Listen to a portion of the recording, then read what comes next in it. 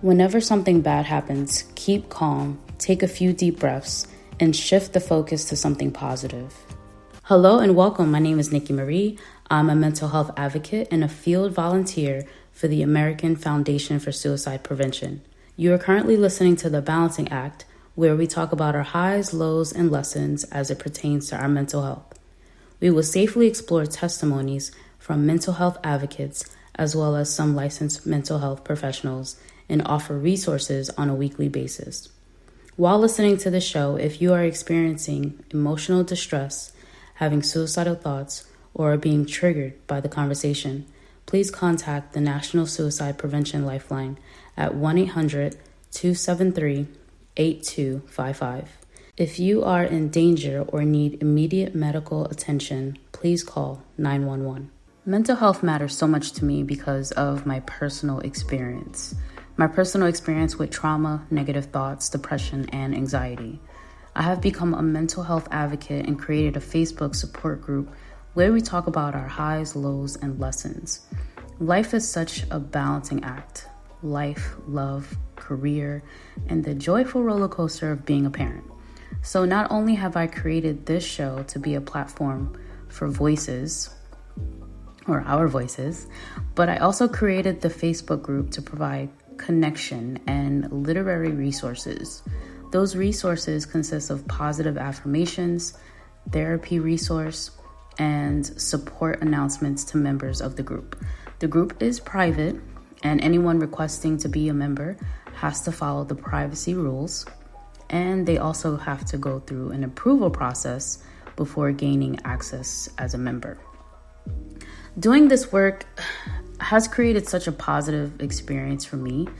I hosted a room on Clubhouse the other day about career transition, being ready mentally and financially for a planned or unexpected change in career. We all know that change can create some type of mental reality. And so I wanted to start that conversation on Clubhouse, which is an amazing app. And I'll tell you all about it in a second. But I wanted to hold a space where we could talk and kind of share stories about our trials and tribulations of either changing a career for the better or creating opportunity for ourselves that we didn't see before. So it was a great experience to host that room on Clubhouse, and it's something that I'm going to be doing again. I may do it twice a week. I'm just not sure. But the feedback that I received was phenomenal. It was so great. Whenever you have these ideas, you often second guess yourself because you're not sure how the information will be received. You're not sure who's going to show up. And all those things create anxiety and self-doubt. So to have my support group cheering me on was the best feeling. And I've taken little gems from each person that was speaking or moderating alongside with me. So that was pretty awesome.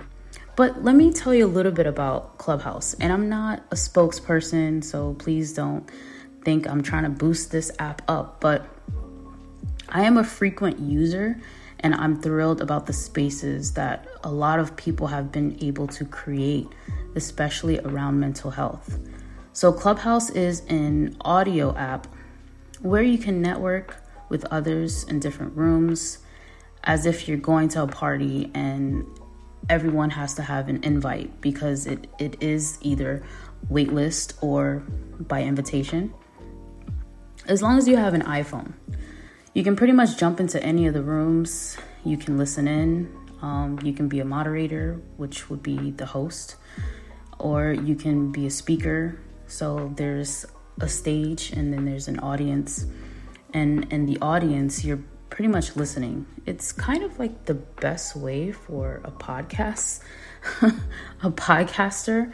The only thing is when you are, or if you are recording, you have to be mindful that people will share and sometimes they will overshare. So there always has to be a level of privacy and you have to tell people that you're going to be recording. But I really love it. It's a great way to connect with people all around the world. I mean, everyone is in a different time zone, so it's pretty cool. So through this app, there have been a lot of people providing valuable resources.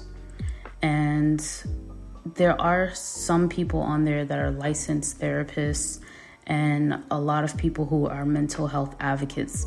And it's amazing. I feel like I've never met so many mental health advocates in my life. But it has inspired me to keep going. So I say all of this to say, about 10 minutes before I was scheduled to moderate this room, I received a call from my husband, who was at the doctor's office with my daughter. And she went for testing for COVID, and I never thought that it would come back positive. So once the test came back positive, my whole thought process changed. I went from sharing this event that I'm doing to like 5-10 minutes before feeling like I need to cancel it. But then at the same time, I was like, no. So when she tested positive for COVID, in an instant, I was in disbelief because I felt like we had been so careful. Not only that, but the day before we got her results, my cousin, her husband, and her baby boy tested positive for COVID. I was in a weird space of unknown and uncertainty. I was on the phone with my daughter's school, and the nurse said, we have to get more information, so we're going to have to call you back. What's your phone number? I completely forgot what my phone number was. And I was just sitting there in kind of like a panic mode because I was like, why am I forgetting my phone number right now? And I'm just telling her, I'm so sorry. I've never been through this. I don't know what to do. I don't know what's going on. I can't believe this. So there's just so many different stages when you watch the news all the time and you hear about the symptoms and you hear about the deaths. You don't hear about the survivals.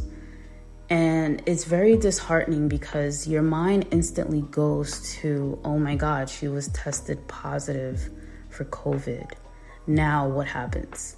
And it was the biggest shift of emotion. It was a shift of, I need to get this event done. Then it was, please don't let this be true.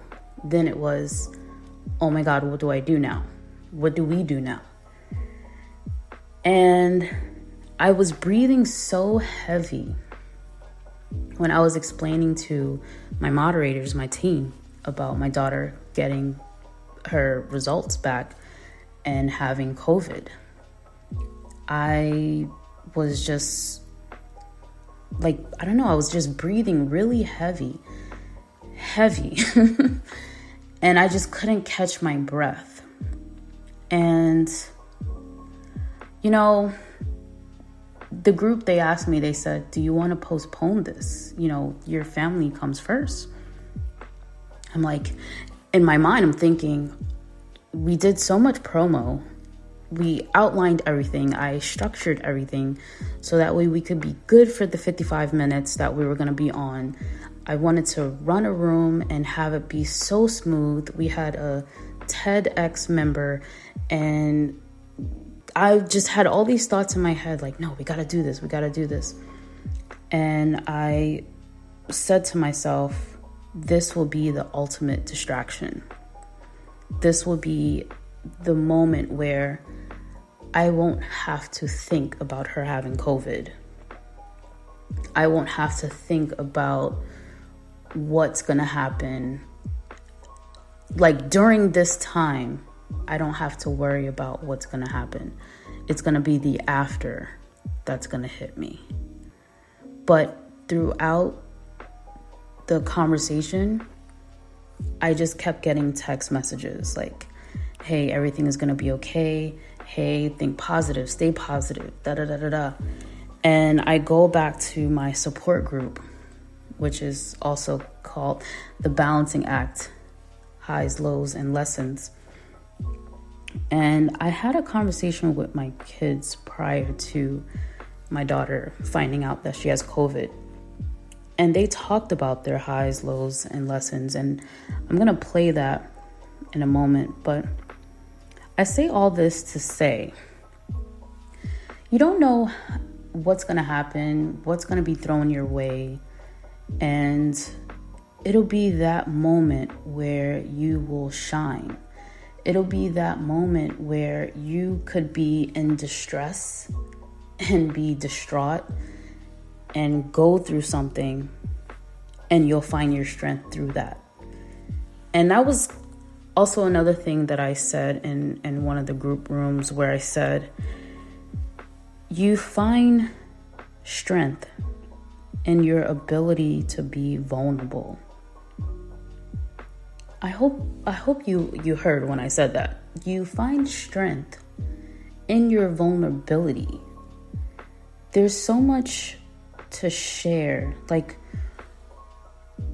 there's so much of ourselves that we discover through pain.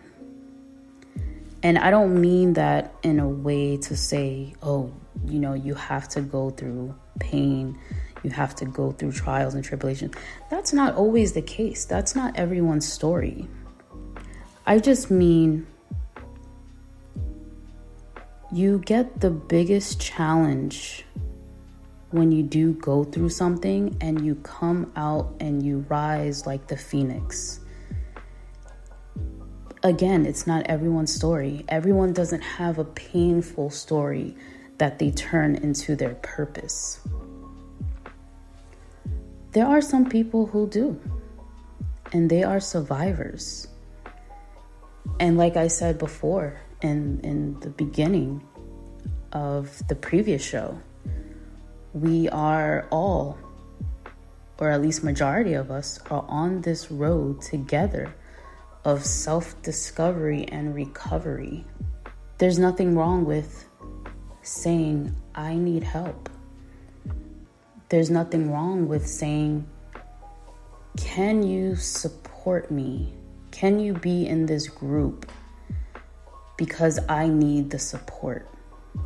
And in my group, I am very vulnerable and transparent, and I find strength in my ability to tell my story.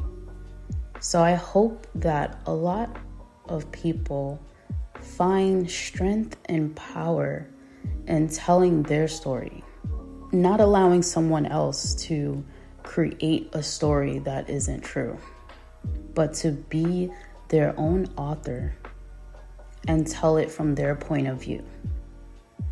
And my next guest, besides my amazing children, my next guest is going to tell you about himself and his story.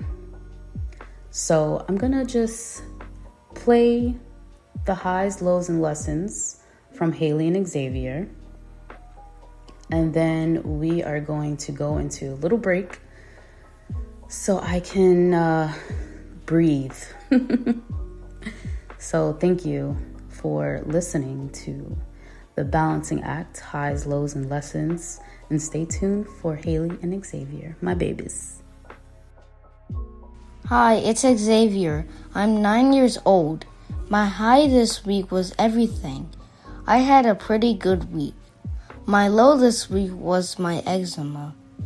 The lesson is learning to take care of my skin and learn what causes my eczema to flare up. Hi, it's Haley. I'm 7 years old. My high this week was completing all of my schoolwork. My low this week was getting tired of school and not being able to call my big brother.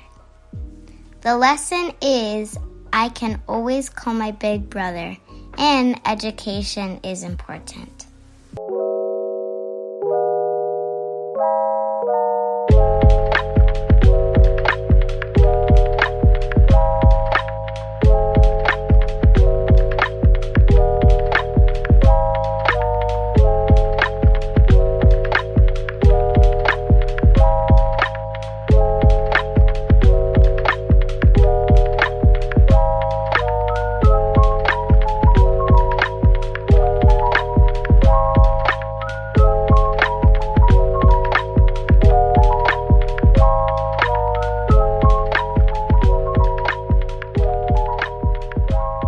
Hey, what's going on, everybody? My name is Tarrin Morgan II, CEO and creative director of the Real Talk Session Series, educator, videographer, and mental health advocate. The Real Talk Session Series is a community-focused media organization that produces edutainment that's a combination of education and entertainment that is catered towards uplifting and empowering Black communities across this nation. We have the goals of making a positive impact on education reform, criminal justice reform, and mental health awareness.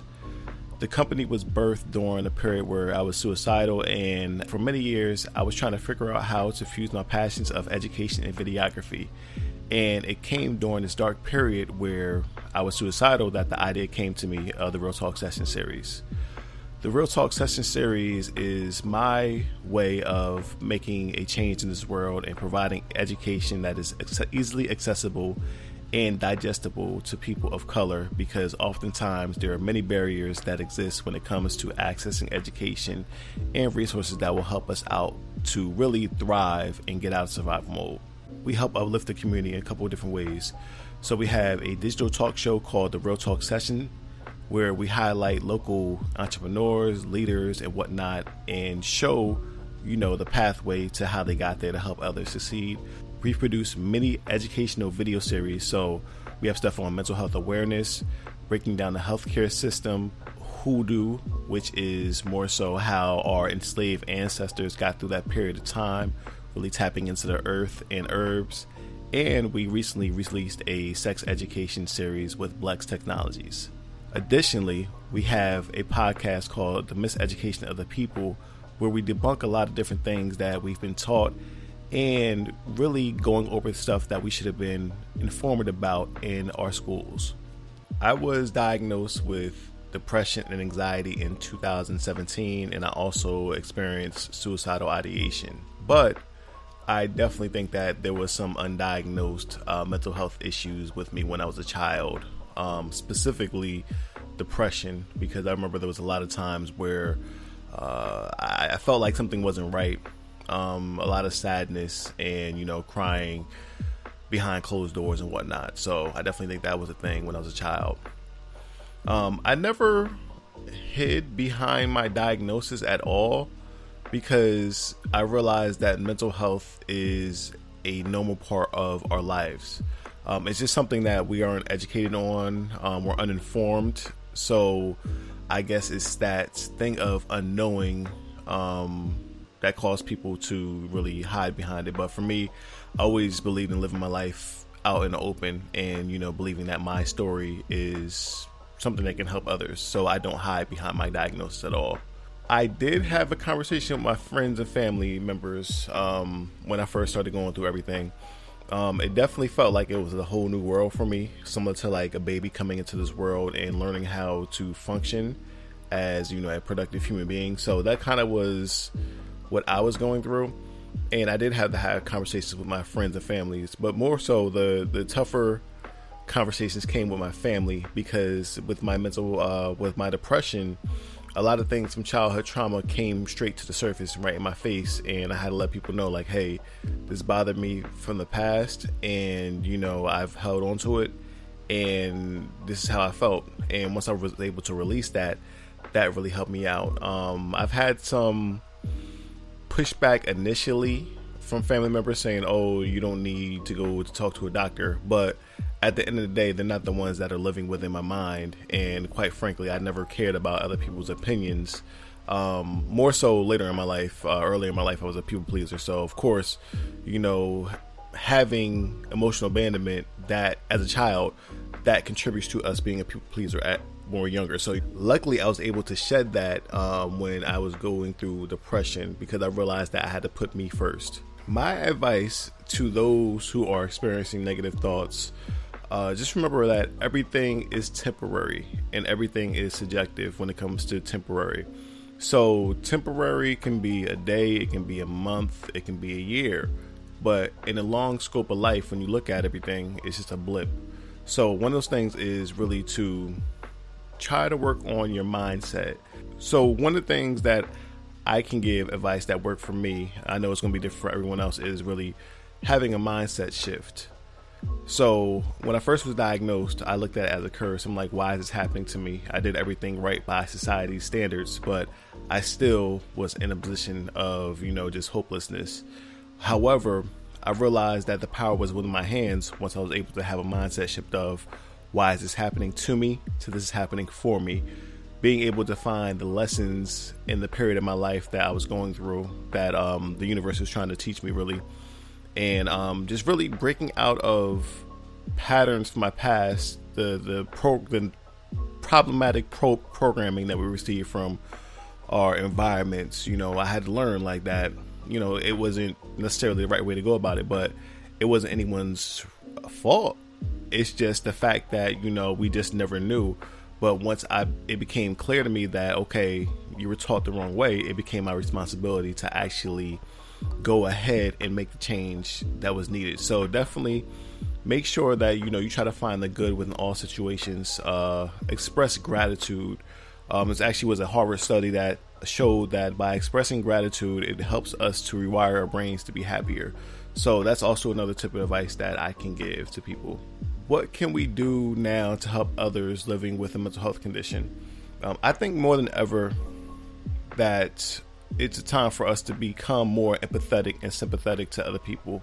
It's a time for community, for us to come together and to help our fellow people. We're going through a historical time right now with this pandemic, and we're all going through this all together.